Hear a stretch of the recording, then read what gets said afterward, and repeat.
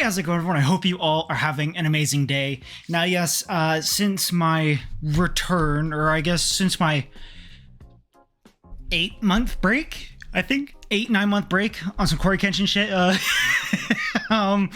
I have been getting very heavy into, not very, but I've been getting pretty into comics, and as you could tell, I'm pretty deep.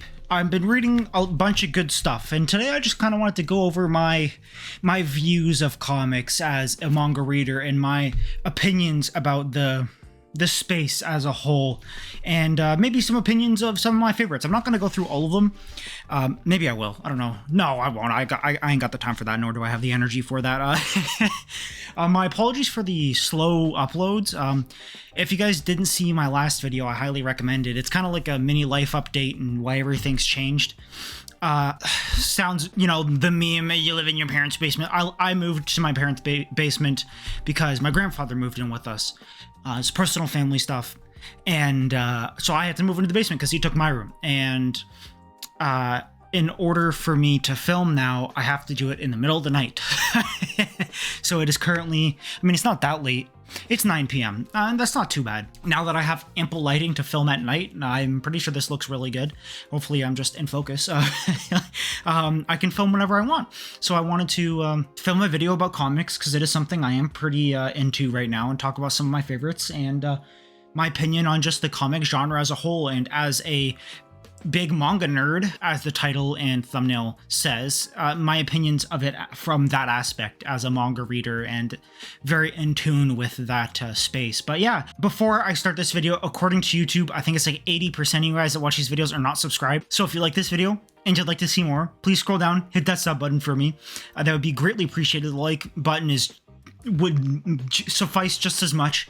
I appreciate you guys so much. Without further ado, let's talk about some comics. Now, first, I think we're gonna go over, I guess, we'll go over the fun stuff, the stuff I genuinely want to talk about. Now, the first series I want to talk about is the one that got me into comics, really got me into reading comics and picking up issues every month. Now, personally, I'm gonna say this, I am more of an issue person. I do prefer my thicker, or not my thicker, but my monthly releases compared to the, if you're caught up to date to the trade paperbacks, you wait like 6 to 8 months for a new trade paperback to come out. Yes, I know they're technically cheaper to get the trade paperbacks because they go on sale all the time. I'm just a singles guy. One, because I love the covers and I love just staying up to date with them, and I love just physically owning them. The thrill of buying a single issue is just so fun, and it just beats the experience of just waiting 6 months for a single trade paperback.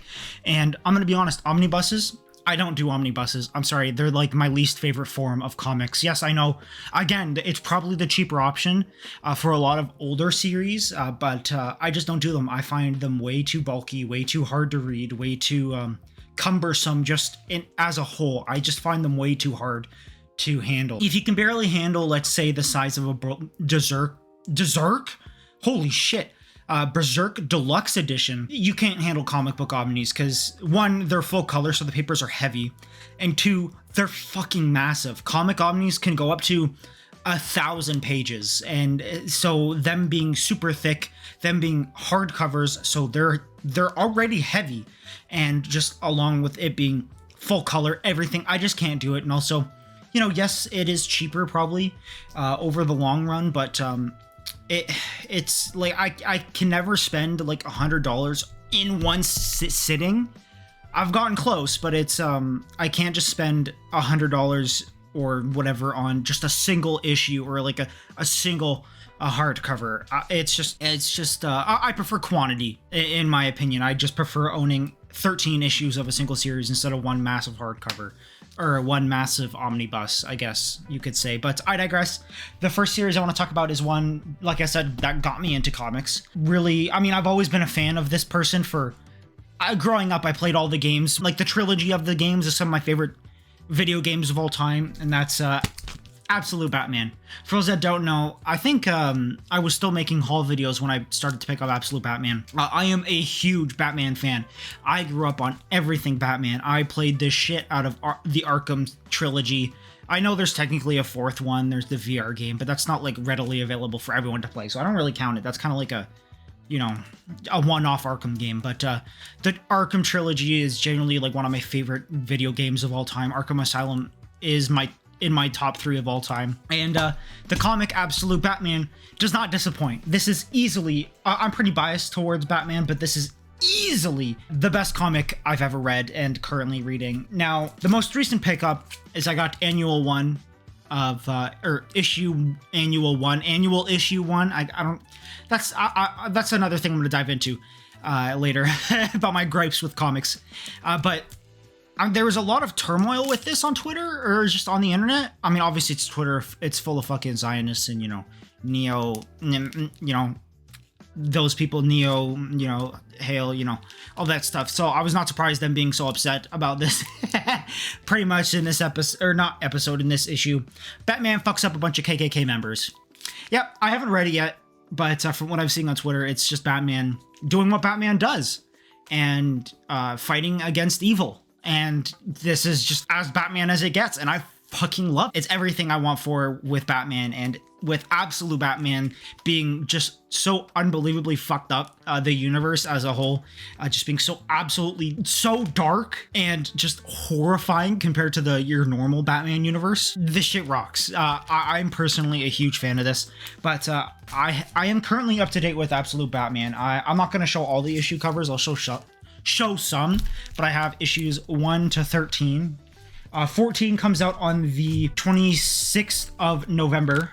Today is the 18th, so it's not out yet, but I will be getting it when it comes out. This is the newest one, Absolute Catwoman. Bad as hell. Dark skin baddie. My Latina baddie. Shouty bad as hell. Compared to everyone else, it's a decent character design that's not absolutely horrifying. Yeah, you see that dark figure there? I'll see if I can show his close up.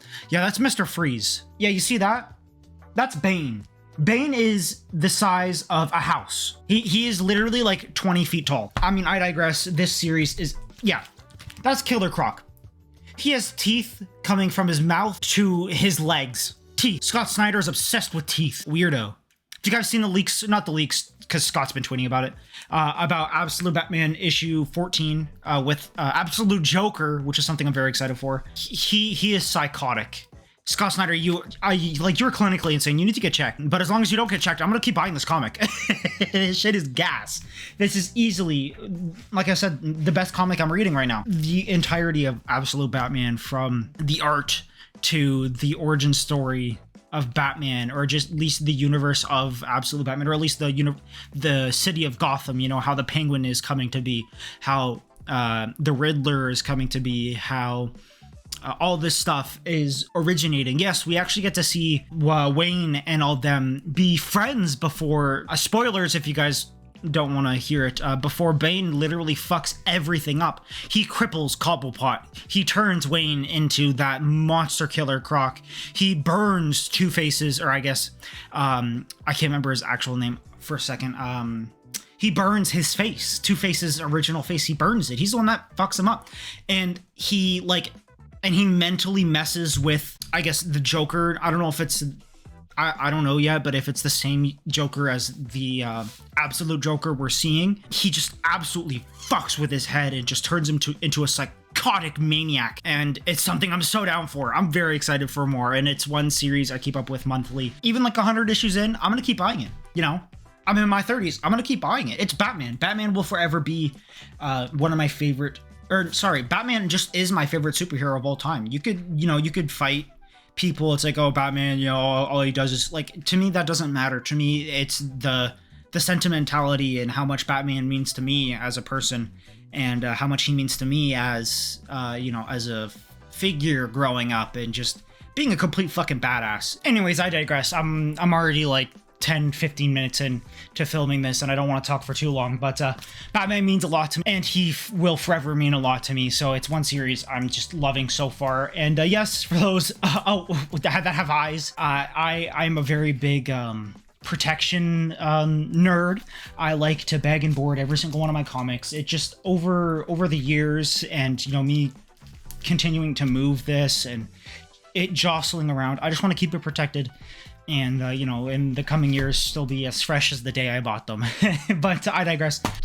Peak fiction. Next, though, is another absolutely peak series, one I've been buying alongside Absolute Batman, and another series I'm going to get to. Also, a new Batman series started, Batman 2025. This is so lighthearted compared to Absolute Batman and all that, but overall this series is super lighthearted. In I think the first or second issue, literally Batman tries to calm Wayne down instead of just fighting him, and Wayland's like, man, I don't know what I'm doing, man. Like I'm messed up in the head, I need, like, you know, I need help and all that. And the doctors, Batman's like, yeah dude, they'll help you. They'll help you. Go with them. They'll help you. It's so sweet. Killer Croc ends up, or I guess Wayland ends up giving him like a toy dinosaur, and Batman keeps it on a shelf, which I thought was so sweet. This series is so sweet. If you're looking for something a lot more lighthearted and just something more classic to Batman, and yes, Batman does have the blue suit in this. I know technically ever since the original, his suit's supposed to be black, but I guess nowadays they just interpret it as blue, and I love it. I love the art style for this. I love everything about it so far, and it's one series I definitely do keep up with, that I'm going to keep up with. I've yet to read issue 3, but I'm going to wait a couple months until reading it, or maybe I'll get restless and just read it anyways. But anyways, I digress. The next series is one I've been reading alongside Batman and picking up alongside Batman, and that is, of course, Absolute Superman. Come on! Now, yes, a lot of this is just going to be me talking about the Absolute comics, just because it's what's gotten me into comics and my opinions on the Absolute universe. But this, again, is a personal favorite of mine. Everything I'm like currently keeping up with monthly is a series I love to death, and this is one of them. Absolute Superman is amazing. I love the dynamic from the original Superman to this one. Kal-El basically being a bottom feeder, just someone at the very bottom of the ranks that gets disrespected by everybody, from anyone that is just any kind of hierarchy above them, just getting completely disrespected. And instead of being a symbol of hope back where he lived, it was kind of just a symbol of scum. You know, you were at the bottom of the food chain pretty much, and I loved that about this. And you know, and in this universe, him not actually growing up with parental figures on Earth, he never grew up with them before he could even warm up to them. People started to hunt him down, and he had to leave and all that. So it's very lonely in a sense, but either or, it's still an amazing series. What's it called? Ra's al Ghul and Talia al Ghul are in this, which I thought was so cool. You know, I know them from the Arkham series and Batman, so seeing them in Superman is fucking awesome. But yeah, I digress. I don't want to talk about this for too long. The villains so far have been super cool. Brainiac, super sick. Ra's al Ghul, super cool. His character design, sweet. The kind of faction Superman joins for a bit just so he can get back at what's his name? Peacemaker is in this as well, to get back at Peacemaker and Ra's al Ghul and Brainiac and all that. I thought was super cool. But overall, this is definitely another favorite of mine that I love so much. This series is sick as hell, and that I think every Superman fan should read. And also, speaking of Superman, the movie with I just literally thought of his name in my head. The new Batman. I don't know if I ever mentioned this on my Instagram, but that movie legit almost made me cry. It's a top 5 film for me now, maybe even top 3. It's Grown Ups, The Batman, and Superman. For those interested, those are my top 3 movies. But that movie, genuinely, like on the way home, I was filled with so much emotion. I literally almost started crying when I got home. It, like, not from sadness, just from pure beauty and just from pure happiness, man. It was such a phenomenal film. But I digress. An amazing comic. Let's move on. Now, the last series I want to fully talk about is a recent read of mine, but one I'm really sad I didn't get to sooner. I did pick up the first 3 issues when it first came out, but I slacked a bit. I got back out of comics for a bit. Same with Batman and Superman. I bought like a shit ton of Batman in one shot because I just wasn't reading for like half a year. It just didn't bother picking anything up because I just wasn't interested at the time. But now I'm in it more than ever. And that is Absolute Wonder Woman. Now, this is so different compared to Superman and Batman. This series, I just feel like, is a love letter to art and just to the universe of comics in a whole. For those unaware, this is, again, the complete opposite of the regular Wonder Woman universe. Instead of her being raised in the Amazon, I guess, with all the Amazonians, she's raised in hell. by Circe, I think is how I say her name. I don't know how you actually say her name, but she's raised in hell by Circe, where the word Amazon is banned. It was removed. If you say anything about the Amazon, I think you're pretty much put to death in hell. And it's pretty much Diana just surviving hell and just being a complete fucking badass. And I'm not gonna lie, bro, I don't crush on comic book characters. Diana could fucking step on me, bro.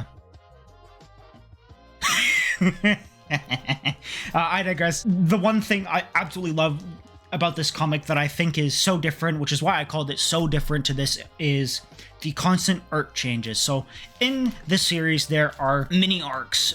So 2-issue comic arcs that span obviously different fights and all that. One, she meets Hades, and I can't remember the other god's name, but she was able to defeat him and all that. Obviously, it's Wonder Woman. But the art style in those 2 issues, genuinely, I love the art style to Absolute Wonder Woman. But that art style for, I think it's 6 and 7. I believe so. Yeah, I think it's 5 or 6. It's either 5 or 6 or 6 and 7. Easily one of my favorite art styles of all time. That was genuinely one of the prettiest arcs I've ever read. It was absolutely stunning. And I think they do another art change for 11 and 12, I'm pretty sure, or 12 and 13. I could be wrong. I think it's 11 and 12. But again, my memory's a little hazy. But I digress. I keep saying I digress. I digress. This series is just immaculate. I love everything about this. I love seeing a bunch of other Greek gods being shown in this series. Zeus is mentioned a lot, and I can't remember, for some reason, I can't remember the guy that was chained up, that in Greek mythology was, always chained up, that Zeus tormented. I can't remember his name for some reason. I'll try to put it up on screen. That alone was amazing, and just seeing her interact with a bunch of other Greek gods and just mythical creatures, and her surviving hell and just being really charismatic.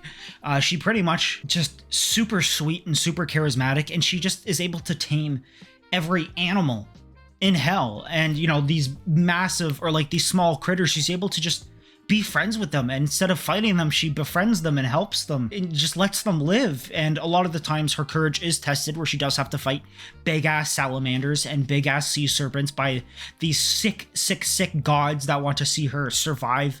But apparently it's all for the greater good, and they do it so Diana can save humanity and be there and be the symbol of safety and prosperity for the humans. So they're doing it for a good cause, but I feel like they're doing it in all the wrong ways. But that's just with everything, you could say. But I digress. I'm very excited for issue 14 to come out. This is genuinely one of my favorites right now. I think this and Batman are tied. Superman maybe just an inch below it. But this series is just amazing. Again, the art style is so unique. Genuinely my favorite art style, I think, out of the 3, even though I'm very biased towards Batman. But the art style at Absolute Wonder Woman is, like, the main art style, I guess I should say, is absolutely god tier.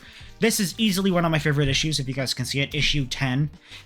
Absolutely stunning. There's a crap ton of other comics I can talk about.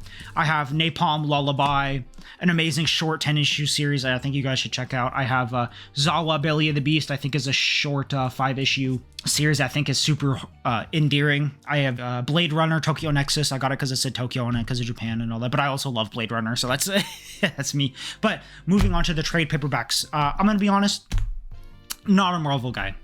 Recently, I was a Marvel guy before COVID. Everyone says it and everyone knows it. The movies are shit to me now. I find them disgusting. I can't stand them. I'm a full DC guy. Honestly, this one series is my one exception because I love this artist to death. I love everything she makes. I may be a little biased considering she is Japanese, so she does have that manga touch to this comic, at least to me, and that is Ultimate X-Men. Now, I am heartbroken I don't have the single issues to this series because I love her art so much, but I got these for an insane deal. I got them off for like 40% a piece on Amazon.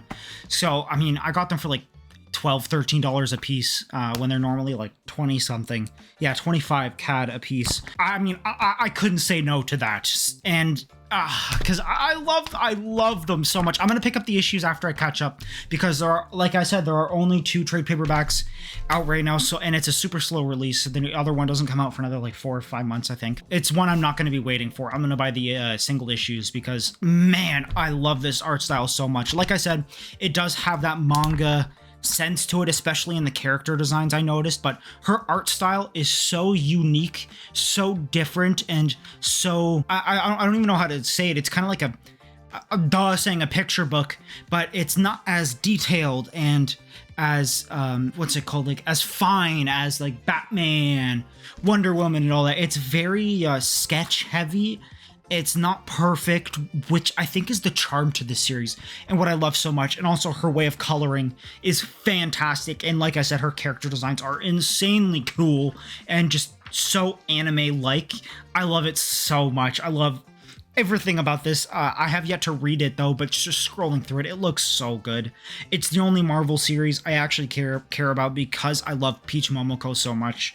They even have a bunch of the cover variants on the front, which is something I do love about trade paperbacks, is you're able to actually see the covers. So you're not missing out on too much, but good God, I love Peach Momoko's art so much. I want to own it. So I'm going to buy the single issues from now on. I'm so excited for this. It's a series I think I'm gonna love, because it just seems like everything I'd like. And I do say I don't like Marvel, but I do like the X-Men. Next, I don't know why I've always been a fan of this guy of growing up. I don't know why. I've always loved Spawn. I have just always loved Spawn. This is Spawn Origins, the Spawn Origins collection, volume 1 and 2. So, like I said, I've always been a Spawn fan. For what reason and why, I don't know. I've always loved Spawn's character design, his stories, his monologues, his just everything about him, his art. Now, yes, as it states, it is a collection, so it has a bunch of shorter Spawn comics, all the way dating back from the the old Spawn days, that helped create Spawn Legacy and all that. So it's old, and you can tell just scrolling through it, it's like, it has that old comic book look to it. And I'm not really a fan of all older comics. It's an art style I don't really mess with too much, but this one, it's super artistic and endearing. Not endearing in a way it's like sweet, but what the fuck is that fat Spawn? Why the hell is he fucking 500 pounds? What the hell? It's not necessarily an art style I'm into, but I mean, for Spawn, I'll do it. Because, like I said, I've always loved Spawn. I grew up on just knowing about Spawn and just always being a fan of him for some reason, literally for no reason. I've just liked him. I'm just very excited to read this. And yeah, I mean, I can't say too much about it because I haven't read it much, but I'm very excited to read it. Now, this is one series. Next is one series I have been dying for. I was going to get the hardcover for it because it just came out, but like I said, they come out once every 6 months. And considering there's already 8 or 9 trade paperbacks of this, and considering the hardcovers, I believe only has 2 volumes in it, I'm just going to buy the issues and, or not the issues, sorry, the trade paperbacks, and that is Radiant Black. Now, first, I want to say Image Comics, suck my dick, motherfuckers. I'll show a photo. What the fuck is this? What is this heresy? It's disgusting. They fuck my shit up so bad. So bad. But I mean, yeah, I haven't read this yet, so I'm very excited. It's sick. Yeah. It looks sick. I got my boy on this, and he says it's really good. So, I'm hyped. The next day. Sorry about the abrupt cut. I had to cut short yesterday. So I didn't get to fully finish the video. I was pretty much done about talking about the comics anyway, so I decided not to pull the whole chair back out, or my whole table, and all of my comics. I pretty much talked about all I wanted to talk about, which was the Absolute series, Radiant Black, and the X-Men. And I kind of right now just want to talk about my opinion on comics as a whole, and as a medium, and as a hobby. Some people may not like what I'm about to say, but I think getting into comics is very, very, very hard. I think the way they go about writing comics and releasing them, I think, is really convoluted and really hard to understand to beginners like myself. So for example, you're interested in one series. So for example, I was interested in Gunslinger Spawn because I'm a big Spawn fan, and come to find out I need to read King Spawn first to understand the Spawn universe, or the universe at least Spawn is in, to get to Gunslinger Spawn. It can get a lot more convoluted than that, but that's just a basis of why I think it's hard to get into, because there's so many. In order to read one thing, you may need to read a bunch of other things to actually understand that one thing. So for example, you want to read Ultimate, any of the Ultimate series, Ultimate Spider-Man, you got to read Ultimates first. And in order to read, if you want to fully understand or, read the Radiant series, there's Radiant Red, Radiant Pink, Radiant Black. There's Super Massive. There's all of this, a bunch of other series that just kind of sometimes look like they have no correlation to each other, when in fact they both are very important to each other. And I think that's a very bad thing, and I think that's not a good thing for comics, is to do that, because it's the barrier for entry is really hard, because you're going to have a lot of people interested in one thing, and when they find out they need to read so many other things, they're just like, oh well, screw that, I just want to read this one thing, and if I can't, and if I have to read all these other things to read that, I'm just not gonna. I think that's very, very, very hard to introduce to people. Now I think the best way to do it is to start just with regular stuff. If you want to read the new Batman, just read the new Batman. It's fresh, it's new, there's nothing else attached to it. You can just read it. Same with the Absolute Universe. In the very near future, as in the next couple months, Batman and Wonder Woman in the Absolute series are going to end up meeting. So you're going to have to end up reading both Wonder Woman and Batman to understand why those two have met and their circumstances. So it's obviously, yeah, they're two totally different series, but in order to understand why they meet in Absolute Wonder Woman, you got to read Absolute Batman. And if you want to understand how Batman meets Wonder Woman in Absolute Batman, you got to read Absolute Wonder Woman. It can get, like I said, very convoluted and very hard to understand for newer comic fans. And me too, I still can't wrap my head around that shit. And I think it's very hard for people to be like, oh yeah, just read this. Yeah, just read it. Yeah, it's good. Just start with issue 1. It's good.